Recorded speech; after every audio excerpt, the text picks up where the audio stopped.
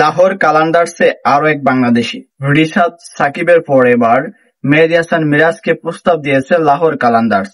আর মেহেদী হাসান মিরাজ যদি পিএসএল খেলতে যান সেক্ষেত্রে সাকিব আল হাসানের সাথে খেলার সম্ভাবনা রয়েছে।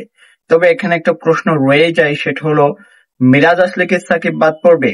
অনেকের বিশ্লেষণও সেটা উঠে এসেছে যে সাকিব আল হাসান চান্স পাবেন কিনা।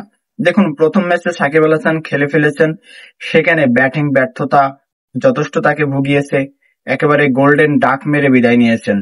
আর বোলিং এ মোটামুটি ভালোই করেছেন, একেবারে খারাপ বলা যাবে না।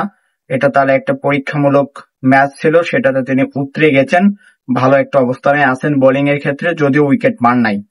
এখন দেখার বিষয় সিকান্দার রাজার পরিবর্তে মেহেদী হাসান মিরাজ খেলবেন, তো অলরাউন্ডার তারা কতটা নেবে। সাকিব বাহাতি স্পিনার, একই সঙ্গে বাহাতি ব্যাটসম্যান, তো left handed and right handed দুটো কিন্তু আলাদা বিষয়।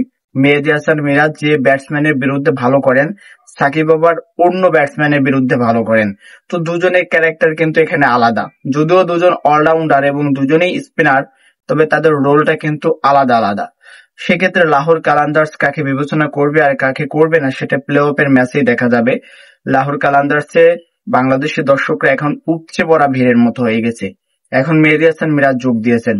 আর সবচেয়ে বড় কথা হলো সাকিব আল হাসান যোগ দেওয়ার পরে এত পরিমাণ সাপোর্ট তাদের বেড়ে গেছে, বাংলাদেশ থেকে সমস্ত দর্শক যেন তাদের পেজে ভিড় করেছে এবং খেলা দেখার জন্য সবাই ওদের আগ্রহী। শেষ পর্যন্ত দেখা যাক মেহেদী হাসান মিরাজ লাহোর কালান্দার্সের হয়ে খেলেন কিনা। তিনি যদি রাজি হন, সবকিছু ঠিকঠাক থাকলে প্লে অফের প্রথম ম্যাচ থেকে হয়তোবা তাকে আমরা দেখতে পাবো।